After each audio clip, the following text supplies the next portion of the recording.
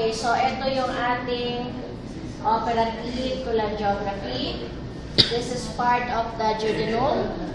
Okay, this is the common bile duct. Now, during the biliary surgery, pagtanggal na ng gallbladder, lalagyan na kaagad ng tissue. Okay, kasi dito ini-inject yung contrast para ma-fill ang common bile duct and portion of the duodenum. So this is the common bile duct. This is the common hepatic duct, the right hepatic and the left hepatic. Okay? Ganun din dito. So this is the common bile duct. This is the common hepatic, the right hepatic and the left hepatic. And this is part of the, ano to?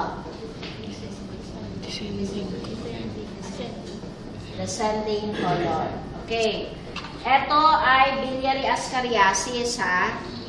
Kasi yung ascaris, doon pumasok sa common bile duct. Okay? Itong itim na yan.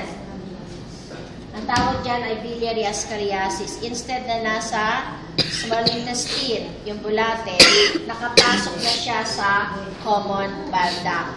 Kaya nagkakaroon ng obstruction. Okay? Wala siyang bato, pero bulate meron.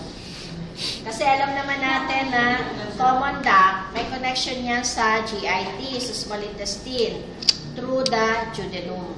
Kaya pwedeng pumasok sa duodenum, at from the duodenum, pwedeng pumasok sa common bile duct. So, eto yan. Bato. Bulate. Okay, para sa